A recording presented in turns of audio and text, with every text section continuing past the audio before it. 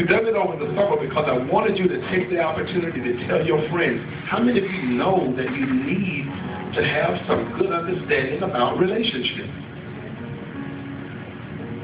How many of you been challenged in relationships? Raise your hand. Everybody in some way been challenged in relationships. Do you know that everything you need can be found in a relationship? And some stuff you don't need, shouldn't have, is wrapped up in some relationship. So we need to make sure we're in the right relationships. We're in healthy relationships, that we restore and renew our relationship. Amen? So the Bible begins to give us great understanding on how to do that, and has been speaking to hear your pastor about how to share it. That's your job to get it. Disseminate it.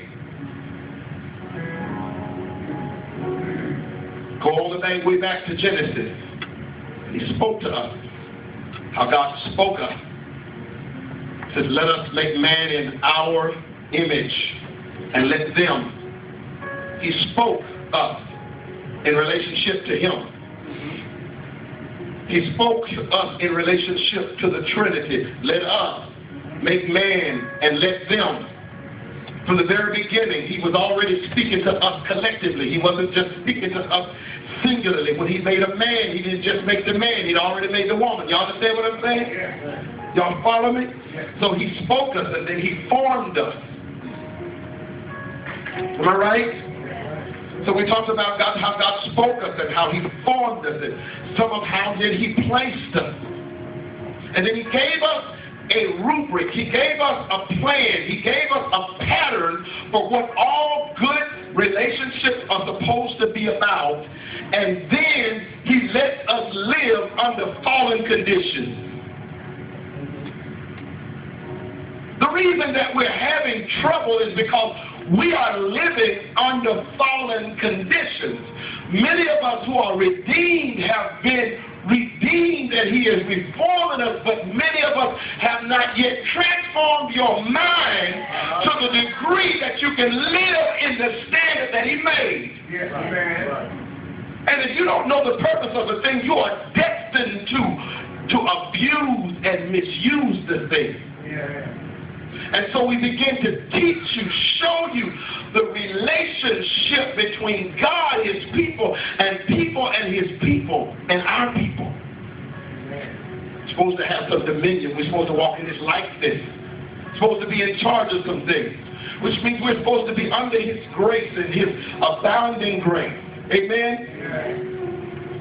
So walk with me a little while today as we deal with this thing we call relationship.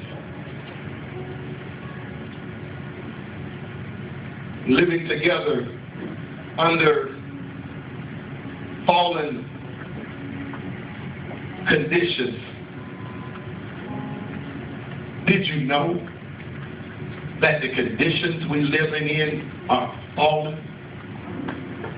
Did you know that's why there's so much sin, misuse, abuse, brokenness? Because the conditions under which we live are fallen. I gave you another formula. Y'all just gotta walk with me. I'm not doing a preaching plan, so y'all just gotta follow me, all right? All right? Yeah, but I'm trying to teach you something. Yeah. This formula that I showed you, I said that we were all born with God-given needs. Some of you already written this down, but you're born with needs. But the problem is, under this fallen condition, our needs don't get met. How many of you had needs unmet? Wait, what are the needs? We have a need to be loved, a need to belong, a need to be forgiven, a need to have purpose. I need to live in an environment of honesty, forthrightness, and trust. I need to be open and naked before somebody. That's right. so that you can know me from all of who I am. But how many of you also know that our sin, our fallen condition, and our unmet needs have caused us over the years to devise a plan to try to get the needs met? Are y'all hearing me? But see, a fallen condition, a fallen man, or a fallen generation. See, you got to understand that you're living under your generation. Grandmama Nell, Daddy Nell, Mama told you, when you get with that man, keep your money. Don't know how that joker man does. So now y'all go into it with your money in a car. Always have you something on the side. Your granddaddy say. Trying to get his needs met. But he had devised a wicked plan to get them met. I'm not hearing me. And he told great-granddaddy told granddaddy. And granddaddy told daddy. And if they didn't tell him, they saw him. Right. Many of us lived and saw this. And the fallen conditions under which we have lived under are still oppressing us. Amen. Even in our saved situation. Are y'all hearing me? Yeah. I'm going to take you to the word in just a moment, but I want you to understand this is what we're living under. And unless we back up and go back to the purpose and say, God, help me, let the word transform me. Take me to where you want me. Because he already placed them in a perfect environment, but you know, he knew we couldn't stay in that perfect environment. The whole purpose for that perfect environment was to show us what it was supposed to be like. Amen. Then the fall took us out of that environment. He placed us, gave us provision, placed us a provision, everything we needed. But you know, we don't like, you know, people that's too much like right. And so we live under this fallen condition. I'm not saying that we're doomed. I just want you to understand what you're working with. Amen. See, if you don't know what you're working with, you can't work with it. You don't know how to deal with some of your generational stuff that came from you. See, some of you are holding on to some stuff Mama told you even though it was wrong.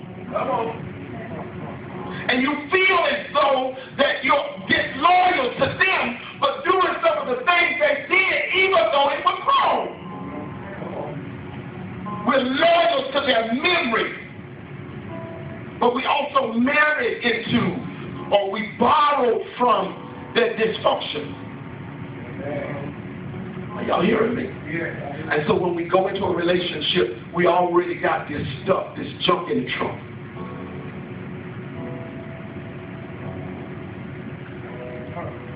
So God formed us. The fall deformed us. His love reforms us. But it's a process. He has us on the wheel. Just like he told Jeremiah, got you on the wheel. And the vessel, which is us, that he has on. Are y'all still following me? Yeah. Everybody? Y'all still following me? Yeah. We are vessels. His vessels. But we leaky vessels. Because we got all these cracks in us. Are y'all following me? Yeah. But he got us on the wheel. So the Bible says, I asked him to come on down to the potter's house. And there he was working a work on the wheel. And the vessel that he had in his hand was broken. And I said, it's a theological question that's in our mind is, how can God have something that he made and yet it's broken?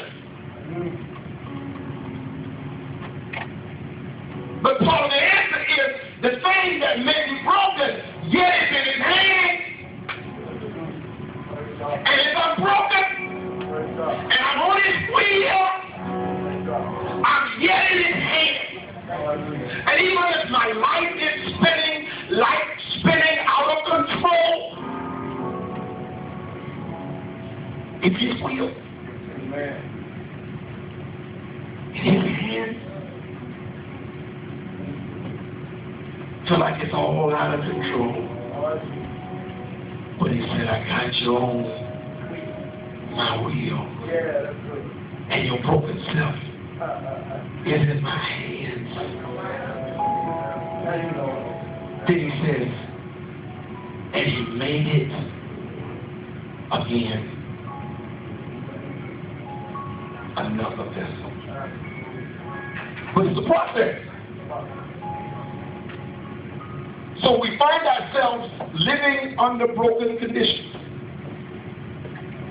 So I take you to the Word so that you further understand how we're broken.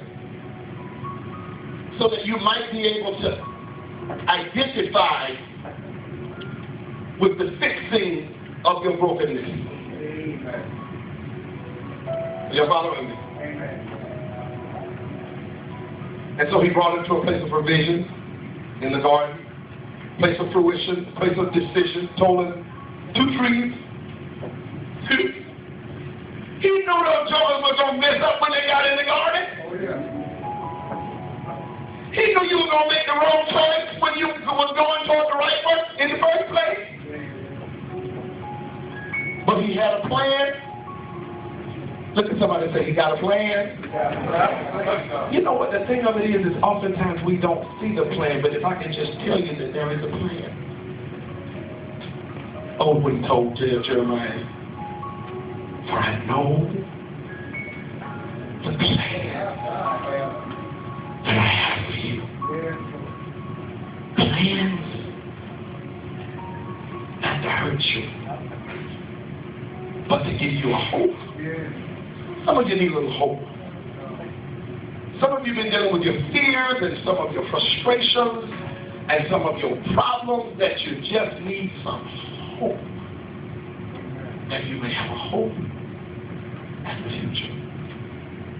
So in the place of provision, fruition, place of decision in which they made the wrong one, place of occupation, gave them a job, tend all the trees. Y'all know in Genesis, right? Share the trees. He had to touch the tree of knowledge of good and evil. He's supposed to trim it, but he wasn't supposed to eat it. Same thing with your tithe. You're supposed to touch it, but you're not supposed to eat it. You're supposed to touch it, but you're not supposed to eat it. But they ate it. Place of condition. Take something about relationship. If you don't have a relationship with conditions, you don't have a good relationship. Unconditional love is one thing, but you can't do everything in this relationship. What? If you got a relationship, don't do everything and anything, that ain't no relationship. It's not God. Are y'all hearing me? You can't abuse me in this relationship. I may love you, but I have to love you from a distance. You can't just take it from me and take it from me and take it from me and never replenish me. There got to be some. Are y'all hearing me? Some of you in relationship and it's so one-sided, it's so lopsided, it's so messed up, and somebody told you that was okay because you couldn't be by yourself, and that's a lie from the pit of hell. You should be by yourself. If you got to go through some of the things some folk are going through, you need to be able to recognize I might be broken, but I don't have to be broken and with broken folk all the time, and a broken relationship and everything broken. I'd be broke. Brother, I'm just saying.